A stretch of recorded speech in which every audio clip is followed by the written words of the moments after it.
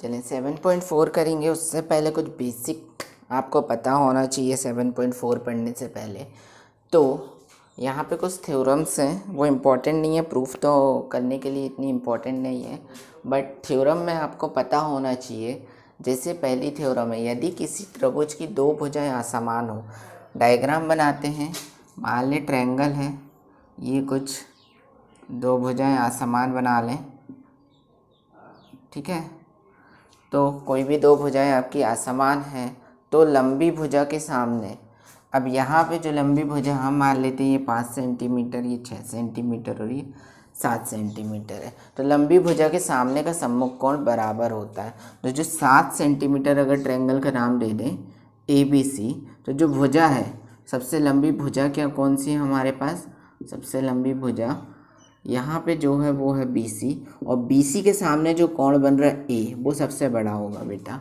तो कोण A सबसे बड़ा होगा, ठीक है। बाकी लोग कोई मना नहीं करेंगे, मतलब जो सबसे बड़ी भुजा है उसके सामने का कोण सबसे बड़ा होता है, ये आपको पहली चीज़ पता होना चाहिए।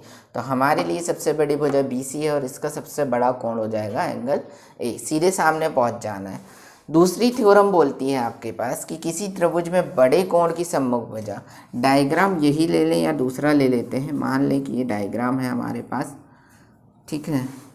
ये डायग्राम है, मैं कुछ एंगल्स के नाम दे देता हूँ, मान लीजिए 50 डिग्री, ये 80 डिग्री, और 8 5 13, और ये 50 डिग्री है, ठीक है। 50 डिग्री नहीं होना चाहिए, ये 70 डिग्री मान लेते हैं, और ये 60 डिग्री है, ठीक है।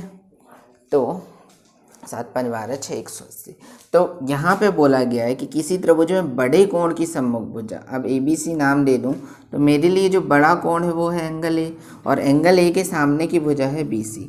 तो यहाँ पे जो बड़े कोण है उसके सामने की भुजा हमेशा बड़ी होगी। यहाँ पे क्या था, बड़ी भुजा के सामने का कोण हमेशा बड़ा होता है। ये दो थ्योरम आपको पता होने चाहिए 7.4 सॉल्व करने के लिए। और तीसरी चीज़, ये तो आपको पता ही होना चाहिए, बहुत पूछा जाता है, ऑप्शन में भी पूछ लिया जाता है, त्रिभुज की किन्हीं दो भुजाओं का योग तीसरी भुजा से बड़ा होना चाहिए। इसका मतलब अगर दो भुजा हैं 5 सेंटीमीटर 6 सेंटीमीटर और ये होना चाहिए 10 सेंटीमीटर, ठीक है।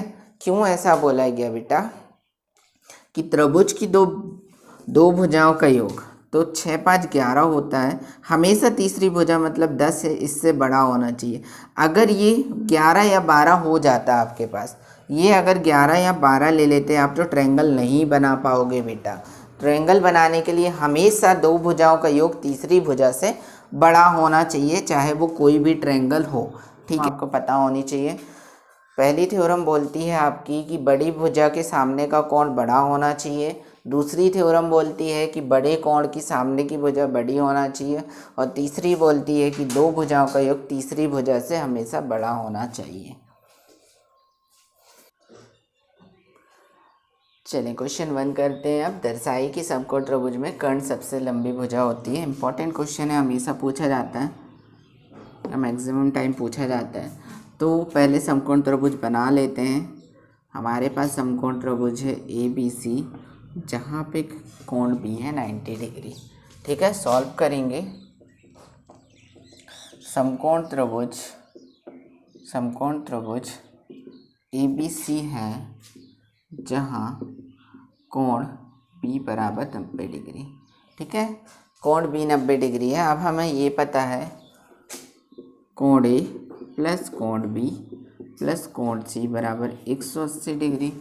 त्रिभुज के तीनों कोणों का योग, त्रिभुज के तीनों कोणों का योग या तीनों अंतःकोणों का योग भी बोल सकते हो, ठीक है।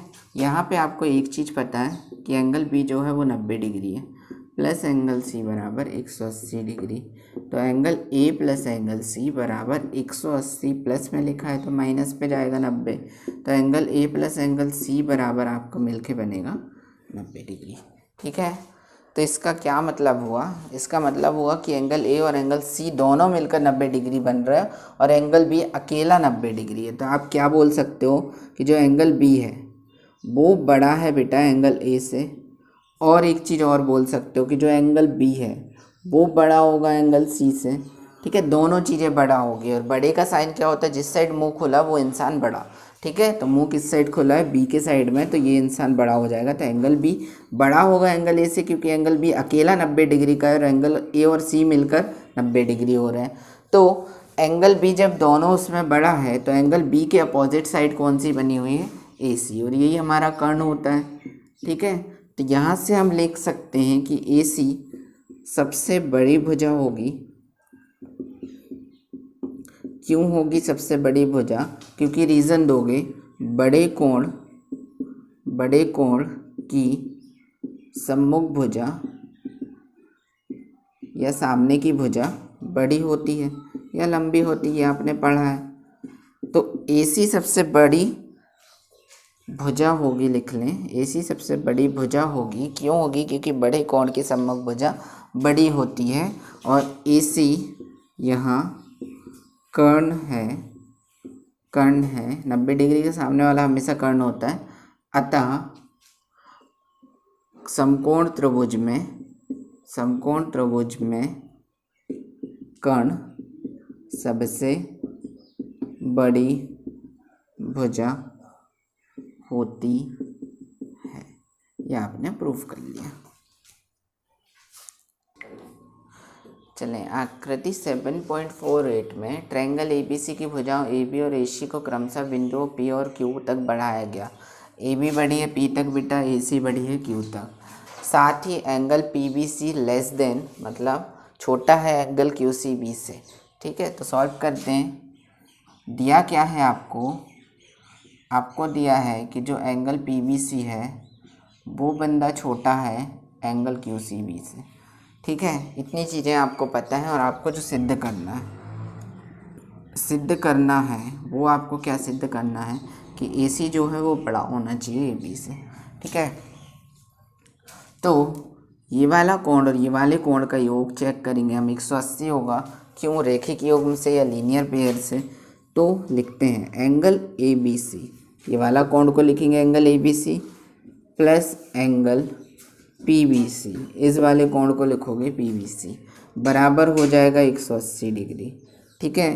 तो यहाँ से निकलेगा एंगल ए बी सी बराबर 180 minus angle P B C. इसे दोगे आप समीकरण नंबर 1। कुछ नहीं किया, प्लस में लिखा था तो माइनस पे उधर पहुँचा है। अब इसी तरीके से दूसरा वाला लिखेंगे, तो ये वाले एंगल को लिखेंगे A C B, angle A C B plus बाहर वाले एंगल को लिखेंगे Q C B, angle Q C B, दोनों मिलकर हो जाएंगे 180 डिग्री। तो यहाँ से ए सी बी बराबर 180 minus angle Q C B हो जाएगा। इसे देंगे समीकरण नंबर 2। और एक चीज़ हमें पता है, क्या पता है, हम जानते हैं कि क्या जानते हैं कि जो एंगल पी बी सी है, एंगल पी बी सी वो छोटा है एंगल क्यू सी बी से। अच्छा, अब इसका क्या मतलब, चले थोड़ा प्रैक्टिकल बेस पे चलते हैं। एंगल पी बी सी अगर हमारे पास छोटा है बोला गया तो इसको ले लेते हैं 50 डिग्री और ये 60 डिग्री, रफ में वर्क करेंगे, ठीक है। मान लिए कि छोटा है मीन्स ये 50 डिग्री होगा और ये बड़ा है तो ये 60 डिग्री होगा। अगर हम पीवीसी की जगह 50 रखेंगे बेटा तो हमें कितने डिग्री मिलेगा, यहाँ से 130 डिग्री मिलेगा, ठीक है। और हम क्यूसीबी की जगह अगर 60 डिग्री रखेंगे तो हमें कितना मिलेगा बेटा, यहाँ से 120 डिग्री मिलेगा। इसका मतलब कौन बड़ा मिल रहा है आपको, एंगल एबीसी बड़ा मिल रहा है, क्योंकि अब तो ये 130 डिग्री आ गया किससे, एसीबी से।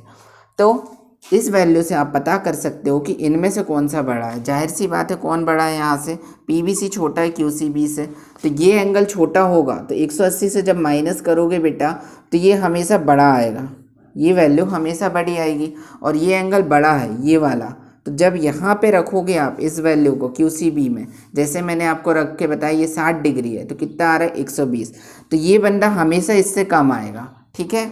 तो हमने एक प्रैक्टिकल करके देख लिया ये भी कि जब पीवीसी आपका छोटा है, ये एंगल छोटा है, तो ये वाला एंगल हमेशा बड़ा आएगा, क्योंकि 180 से जब छोटे वाले को माइनस करोगे तो ये बड़ा हो जाएगा, और 180 से अगर बड़े को माइनस करोगे तो ये छोटा हो जाएगा। तो अगर आप ये जानते हो, ठीक है, एंगल पीवीसी छोटा है एंगल क्यूसीबी से, तो इसका मतलब सीधा सा निकलेगा बेटा जो एंगल एबीसी है वो हो जाएगा आपका बड़ा क्यों बड़ा हो जाएगा? क्योंकि अगर ये 50 डिग्री और ये 60 डिग्री ले लेते हैं रफली, तो ये 130 आ रहा था, 120 आ रहा था, उसमें सामने कितना था? ए बी सी था, यहाँ ए सी भी था। 130 ए बी सी आ रहा है, मतलब ए बी सी बड़ा है 120 से, ए सी 20 है। ठीक है, तो एंगल ए बी सी बड़ा है एंगल ए सी 20 है। और जब आपने इतना पता कर लिया तो ये एंगल ए बी सी मतलब बी के सामने की भुजा है ए सी, और ए सी बी, सी के सामने की भुजा ए बी, ये हो जाएगी बड़ी। क्यों हो जाएगी बेटा? क्योंकि बड़े कोण की सम्मुख भुजा बड़ी होती है, और यही आपको प्रूफ करना था, तो आपने ये प्रूफ करके दे दिया है। चलें क्वेश्चन थर्ड सॉल्व करते हैं। आकृति 7.49 में दिया है कि एंगल जो बी है वो छोटा है एंगल ए से, और एंगल सी है वो छोटा है एंगल डी से। आपको शो करना है कि ए डी छोटा होनी चाहिए बी सी से, ए डी भुजा छोटी होनी चाहिए बी सी से। तो दिया है वाली लाइन लिखेंगे, हमें जो पता है वो लिखते हैं कि एंगल बी छोटा है एंगल ए से, एंगल बी छोटा है एंगल ए से। ठीक है, इसका क्या मतलब कि एंगल बी के सामने की भुजा छोटी होगी, और एंगल बी के सामने की भुजा हमारे पास है ए ओ, ए ओ छोटी होगी, एंगल ए के सामने की भुजा है बी ओ, बी ओ से। ठीक है, इससे दें समीकरण नंबर 1। दूसरी चीज़ हमें दी है कि एंगल सी छोटा है एंगल डी से, उधर वाले ट्रायंगल में पहुंच जाएंगे। एंगल सी के सामने की भुजा ओ डी होगी बेटा, और एंगल डी के सामने की भुजा होगी ओ सी। ठीक है, साइन हमने वही लगाया जो लगा हुआ था, इसे देंगे समीकरण नंबर 2। हमें क्या सिद्ध करना है? हमें जो सिद्ध करना है, यहाँ पे वो लाइन लिखनी है बेटा कि एंगल बी के मतलब हाँ, छोटे कोण के सामने की भुजा छोटी होती है, बड़े कोण के सामने की भुजा बड़ी होती है। ये वाली लाइन लिखनी है आपको, बड़े कोण की सामने की भुजा बड़ी होती है। आपको सिद्ध करना है कि ए डी छोटी होनी चाहिए बी सी से। ठीक है, तो अब ए डी बेटा पूरी कंप्लीट है, ए डी पूरी यहाँ तक गए हुए हैं, मतलब ए डी ए ओ को ओ डी से ऐड करना पड़ेगा तभी हमको ए डी मिलेगी। तो समीकरण 1 और 2 को ऐड कर लेते हैं। समीकरण 1 प्लस 2, समीकरण 1 और 2 को जब हम प्लस करेंगे बेटा, तो समीकरण 1 में है कितना? ए ओ, लेफ्ट हैंड साइड से लेफ्ट हैंड साइड को प्लस करो, जो साइन बीच में लगा है वही लगाएंगे, राइट हैंड साइड से राइट हैंड साइड को प्लस करेंगे। तो ए ओ प्लस ओ डी, ए ओ प्लस ओ डी मिलकर बन गया ए डी, छोटा हो गया बी ओ प्लस ओ सी, बी ओ प्लस ओ सी से मिलकर बन गया बी सी से। और यही कुछ आपको सिद्ध करना था, तो अब आप लिख लें यहाँ पे हैंस प्रूव्ड। चलें क्वेश्चन 4 करते हैं बेटा। ए बी और सी डी क्रमशः चतुर्भुज ए बी सी डी की सबसे छोटी और सबसे बड़ी भुजा है। तो क्या क्या दिया है आपको वो लिख लें। दिया है कि जो सबसे छोटी भुजा है, सबसे छोटी भुजा है उसका नाम है ए बी, और जो सबसे बड़ी भुजा है, सबसे बड़ी भुजा उसका नाम है सी डी। ठीक है, सबसे छोटी भुजा ए बी, सबसे बड़ी भुजा सी डी। अब आपको डायग्राम में थोड़ी सी रचना करनी पड़ेगी, क्योंकि ट्रायंगल तो बने ही नहीं है और हम ट्रायंगल में सबसे बड़ी और छोटी भुजा देखते हैं। ठीक है, रचना में क्या करेंगे बेटा कि ए को सी से मिलाया। क्या किए? एक रचना में हमने ए को सी से मिलाया, ए को सी से मिलाया, और आपको बाद में एक और रचना करनी पड़ेगी। ठीक है, वो हम बाद में करेंगे, लेकिन लिख लेते हैं अभी।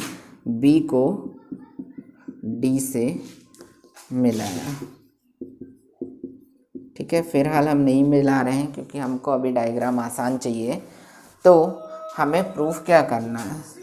सिद्ध करना है कि जो एंगल ए है वो बड़ा होना चाहिए एंगल सी से। चले, एंगल ए एंगल सी से बड़ा होना चाहिए, और दूसरी चीज़ हमें प्रूफ करनी कि एंगल बी बड़ा होना चाहिए एंगल डी से।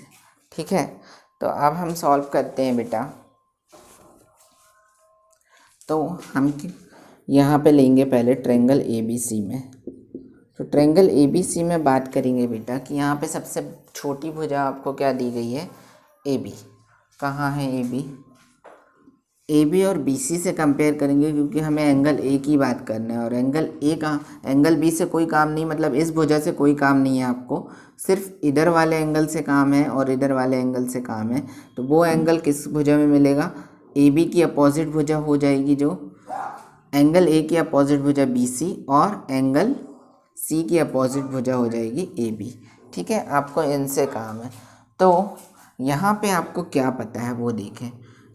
ए बी सबसे छोटी भुजा है, तो ए बी छोटी है बेटा किससे, हमें यहाँ पे बी सी से काम है, क्योंकि हमें ये एंगल लेना है, तो बी सी के सामने की भुजा है तो बी सी से। ए बी छोटी है कैसे, बी सी से। दिया भी है कि सबसे छोटी भुजा है, मतलब जितनी यहाँ पे भुजाएं आ रही है सबसे छोटी ए बी है, तो वही लिख लिया हमने, भुजा ले ली बी सी और सबसे छोटी मान ली ए बी।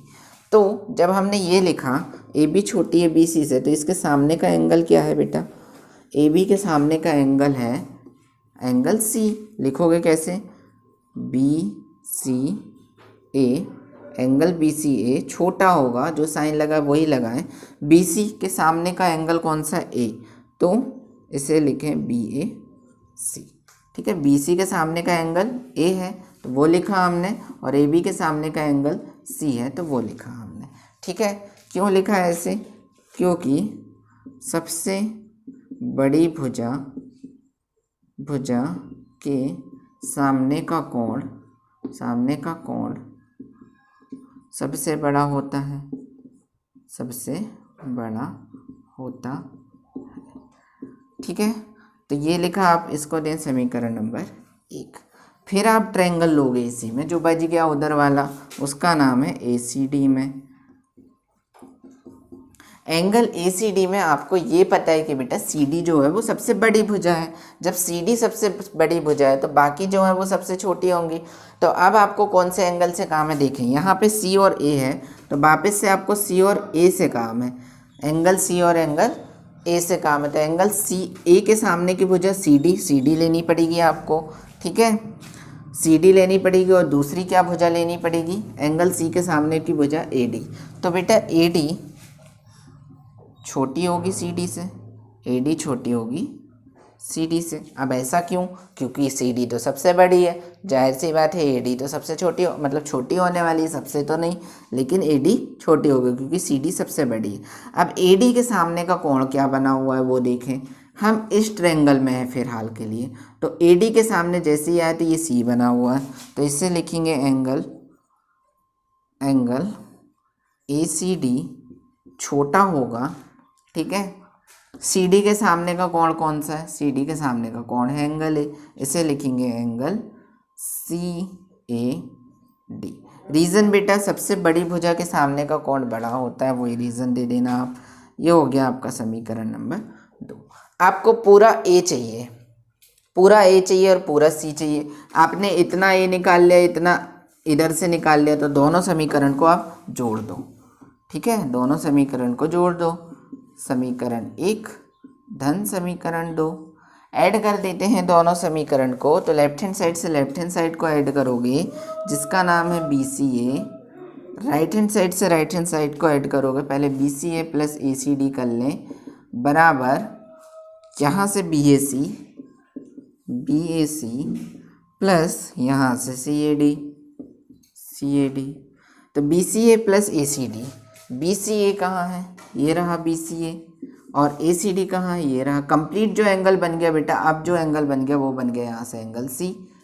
ठीक है, जोड़े हैं, बराबर का साइन नहीं आएगा बेटा, जो साइन यहाँ लगा है वही आएगा। ठीक है, तो यहाँ पे वही साइन लगा दें आप, लेस देन का, जो साइन लगा हुआ है वही साइन लगाएं। तो एंगल सी आपने लिख लिया, एंगल सी।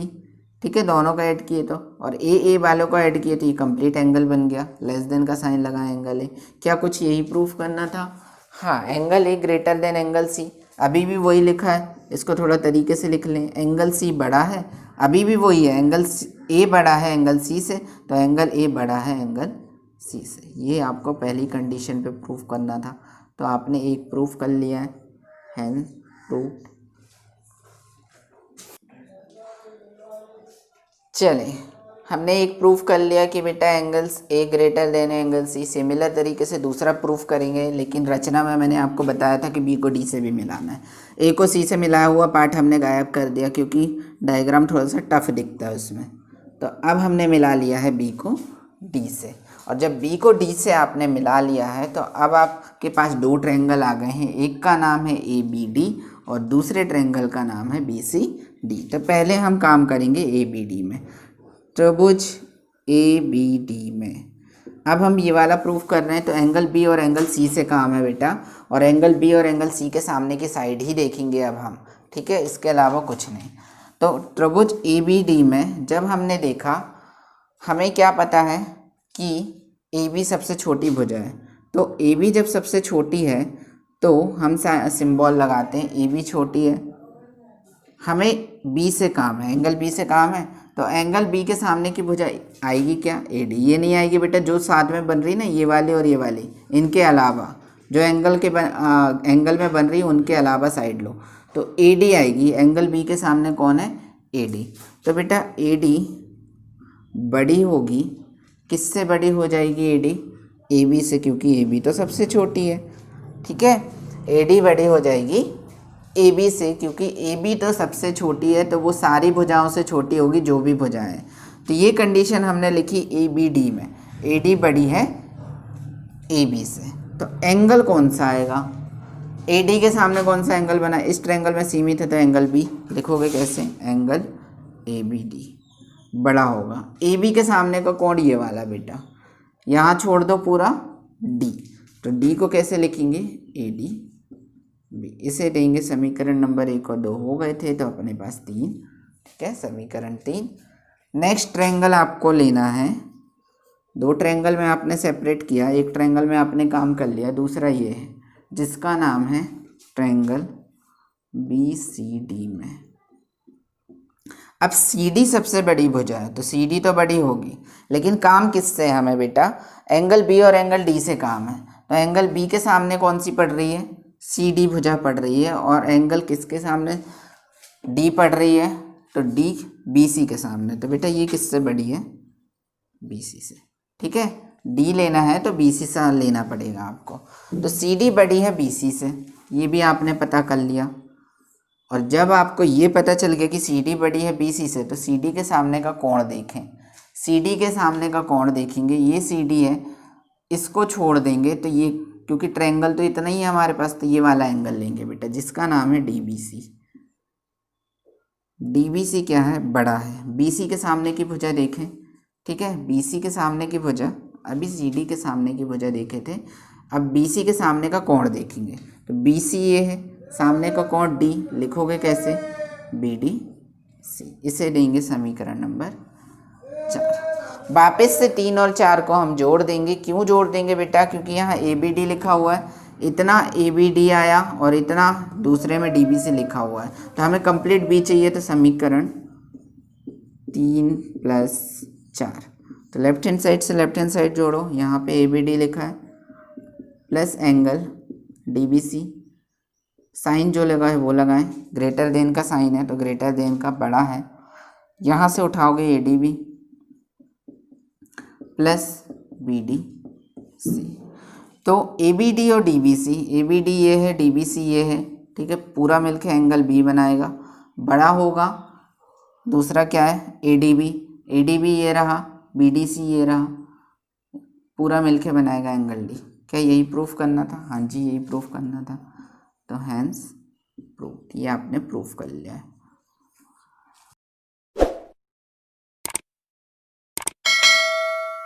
.51, ये भाई साहब का नाम 7.51 में पी आर बड़ा है पी क्यू, ठीक है, और पी एस कोण क्यू पी आर को समद्विभाजित करता है।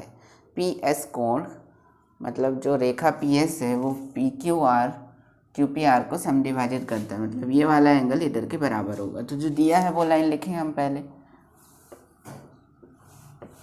दिया है क्या क्या दिया है बेटा कि पी आर भाई साहब जो हैं वो बड़े हैं पी क्यू से, ठीक है, ये दिया है। और दूसरी चीज़ आपको दी है, ये एंगल इसके बराबर होगा। लिखने का तरीका बेटा, क्यू पी एस, ठीक है ना, क्यू पी एस बराबर है आपके पास एस पी आर या आर पी एस लिखें, एस पी आर लिख लें, एस पी आर।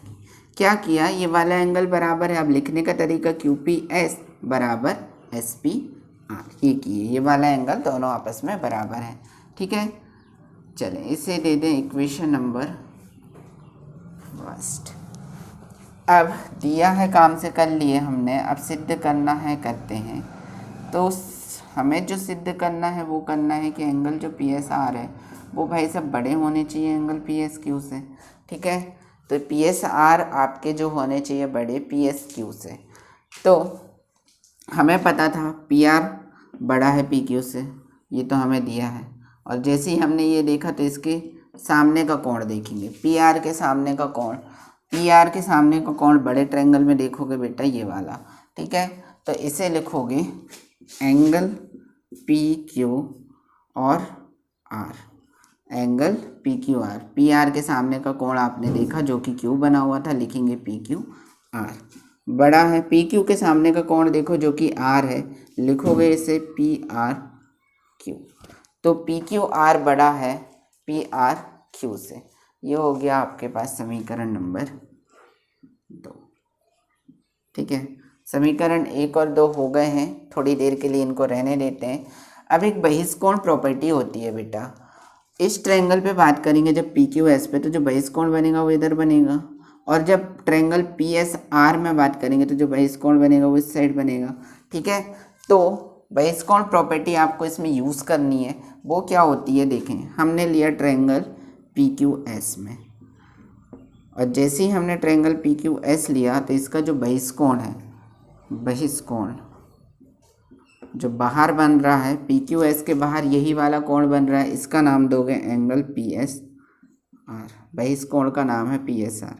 ये बेटा उसके सम्मुख कोण के योग के बराबर होता है। तो सम्मुख कोण एक जो है ये इधर वाला छोड़ देंगे तो एक कोण ये हो गया और एक कोण ये हो गया, तो सम्मुख अंतःकोण के योग के बराबर। तो लिखोगे कैसे, एक तो लिखोगे क्यू पी एस प्लस के साथ इसे लिखें पी क्यू एस, ठीक है। सम्मुख कोण के योग के बराबर मतलब ये वाला कोण और ये वाले कोण, तो ये बीच में आना चाहिए, पी बीच में यहाँ पे और क्यू बीच में यहाँ पे, ठीक है।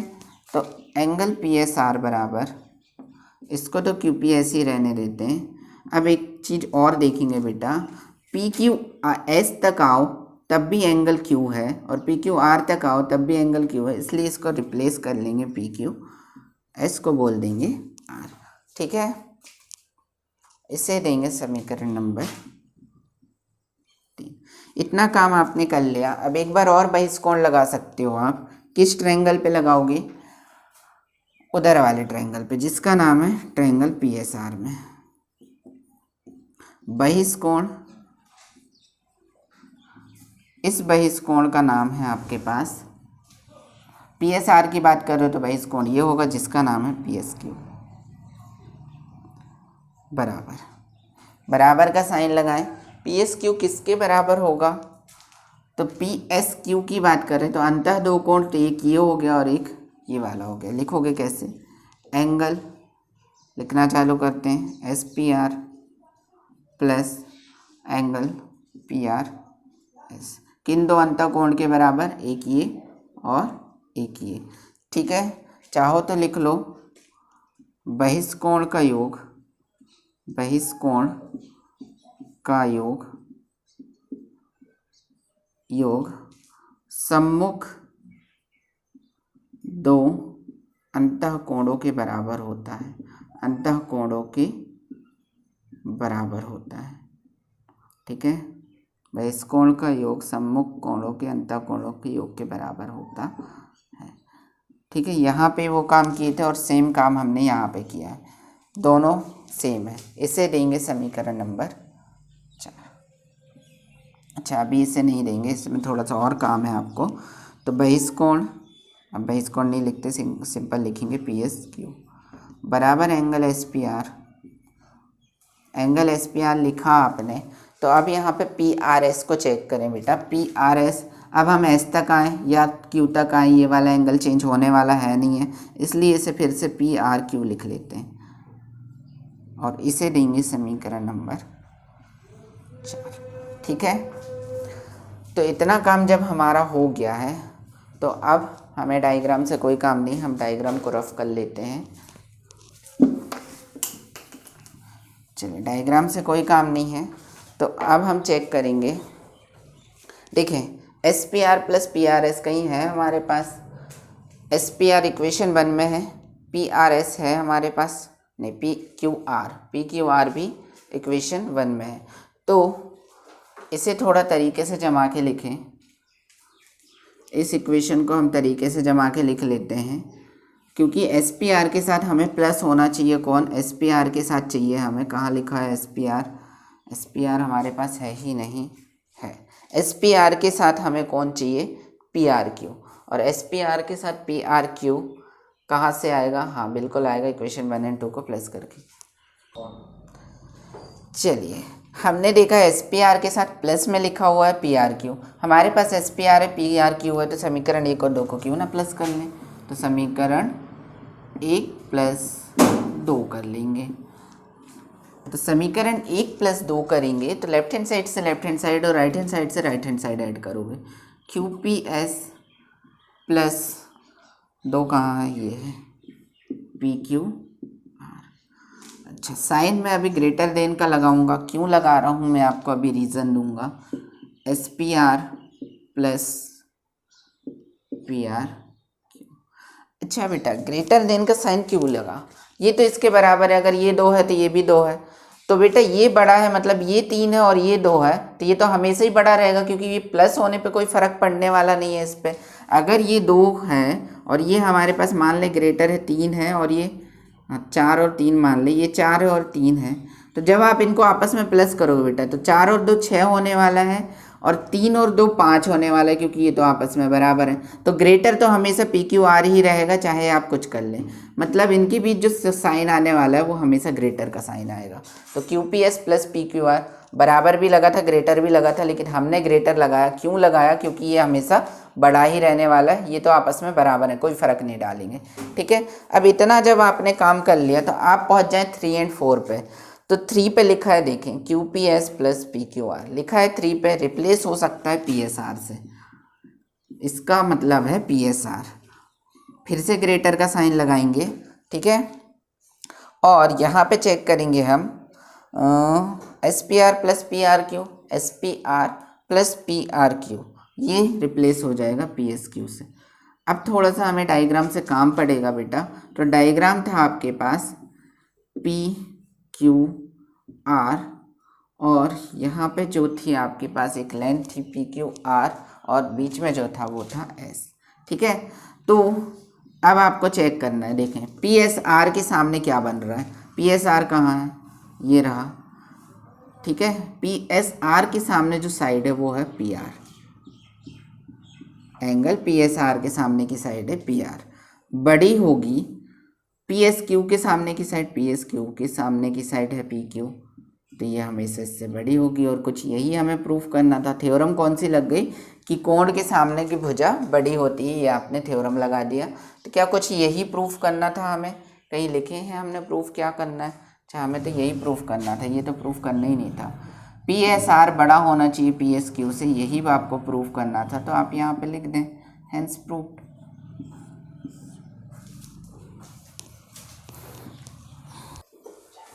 चलिए क्वेश्चन 6 करते हैं। दर्शाइए कि एक रेखा पर एक दिए हुए बिंदु से जो उस रेखा पर स्थित नहीं है, जितने रेखाखंड खींचे जा सकते हैं उनमें लंब रेखाखंड सबसे छोटा होता है।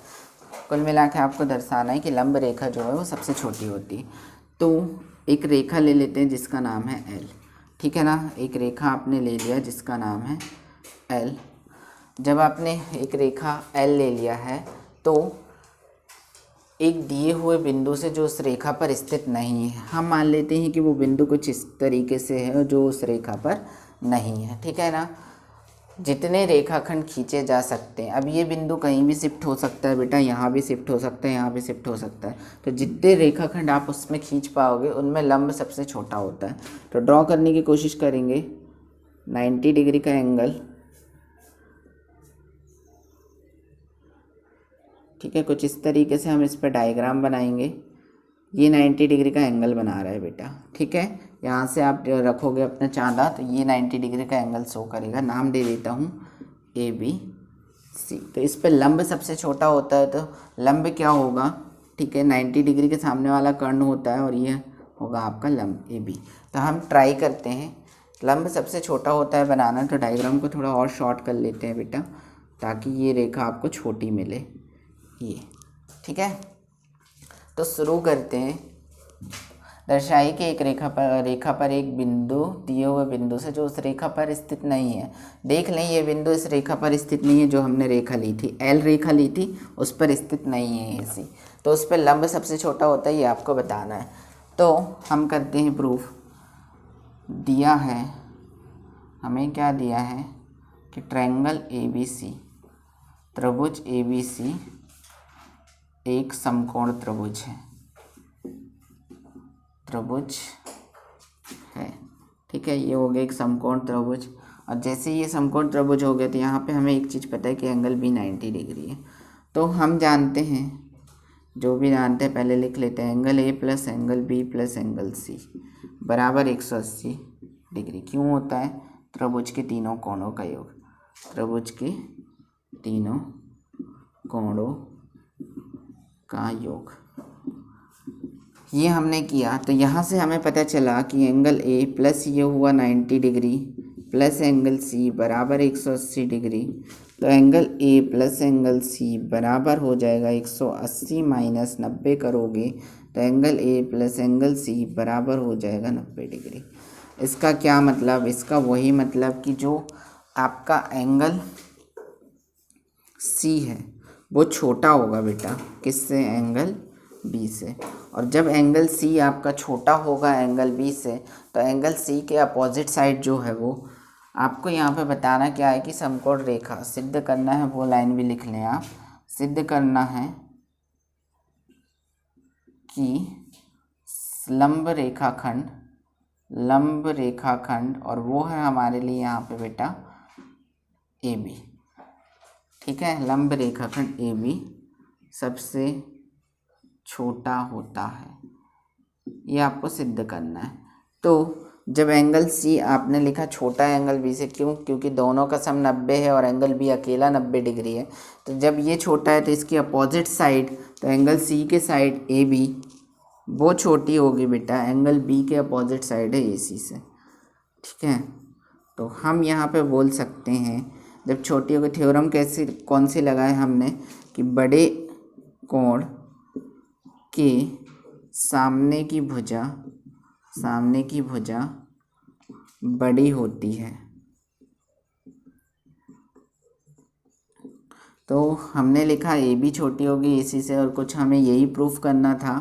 तो यहाँ पे आप लिख दें लंब रेखा सबसे छोटी होती है, सबसे छोटी होती है। तो लंब रेखा आपकी जो है वो सबसे छोटी होगी, आपको यही प्रूफ करना था। तो हैंस प्रूफ्ड।